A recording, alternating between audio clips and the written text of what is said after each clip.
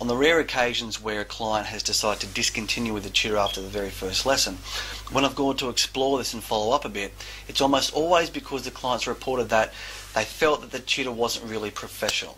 So in this video I'll be giving you some advice about how to make sure that you demonstrate your professionalism in a way that's going to have a really positive impact on the client and the student.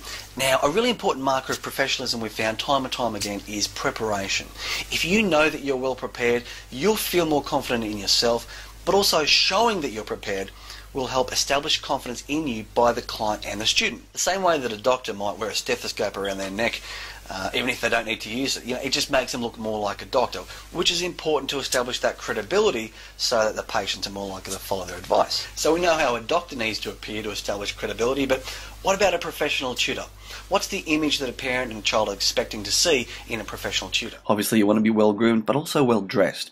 We actually send you out iron-on logos you can attach to a shirt of your choosing to look like a uniform, and we give you business cards that you can hand to the client for a really professional image to leave with them. Even though the client's going to get his son to bring home some work from school, it's still a great idea to have some additional resources as backup.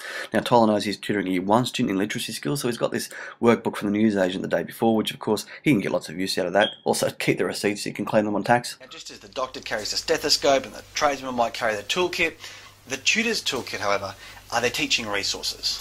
Now, we provide you with the lesson plan template to follow, of course, but you'll need to provide your own teaching resources. So get yourself a good briefcase or a laptop bag. Make sure you carry a laptop and even a tablet or an iPad if you've got one. There's that workbook you just bought. Good idea to pack some additional resources. Of course, that's his lesson plan template.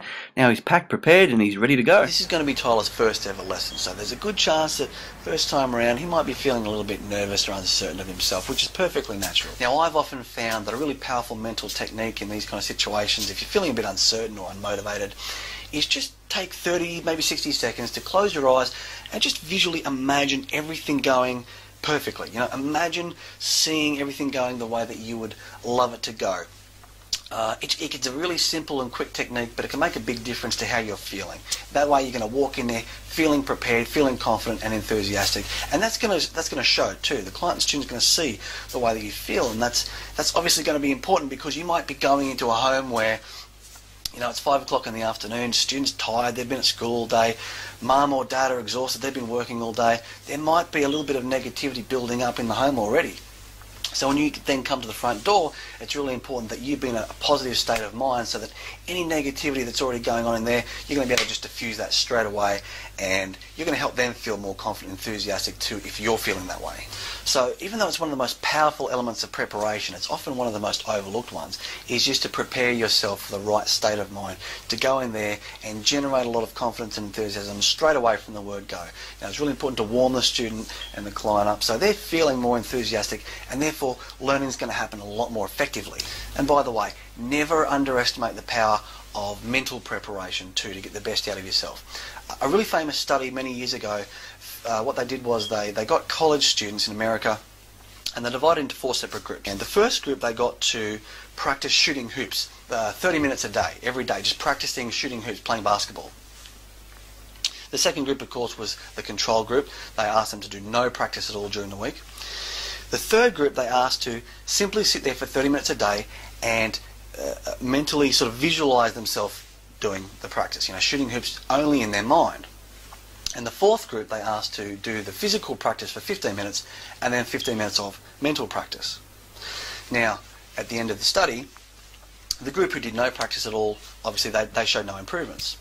But the group who did physical practice made very similar improvements to the group that did only mental practice. And of course, the group that did both mental practice and physical practice improved the most. So it goes to show, when we use our mind to just imagine, just visualize what's going to happen, our unconscious mind doesn't seem to know the difference between reality and fantasy sometimes.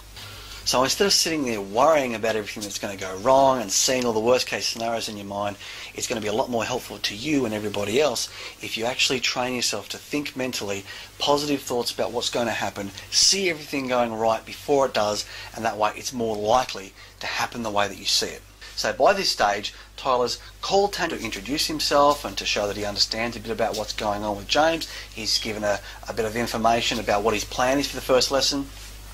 Now, the day of the first lesson, he's given her a call a couple of hours before the lesson just to confirm. and he's arrived on time. He's well groomed, well dressed, he's well prepared, he's feeling enthusiastic and confident, and everything's ready to go for the first lesson. Workplace safety is a big issue these days, no matter where you work. In this role, you're travelling to and from your locations all the time. Tyler really should have been more careful crossing the road back there. Traffic safety is the biggest thing. Just exercise some common sense and be careful, obviously. Okay, so Tyler's first lesson was booked in for 5 p.m. It's about 5 minutes to 5 now. It's a good idea to be a bit early just in case you get some traffic congestion. It's also a good idea to spend the first couple of minutes just sort of using that as a time to meet and greet, establish some rapport with the client and student. The same way that you do some stretches to warm up before doing exercise, it's a good idea to get your student warmed up mentally and really enthusiastic so that learning will happen a lot more effectively that way. So to summarise, make sure that you're well prepared with both written and electronic resources. Make sure that you're looking professional, have your uniform and your business cards ready. Make sure that you're a little bit early and arriving in a positive state of mind. Use that first couple of minutes to establish rapport with the client and student, and make sure you exercise a bit of common sense discretion when it comes to workplace safety issues like crossing the roads and parking and whatnot. So in the next video, we're going to follow Tyler through the first lesson. We're going to have a look at how he does things. We're going to have a look at some of the logistical obligations. We're also going to look at the importance of spending a couple of minutes at the end of each lesson to have a chat with the parents about the progress that you've been making with the student, and specifically how we can communicate that progress to make the most powerful impact.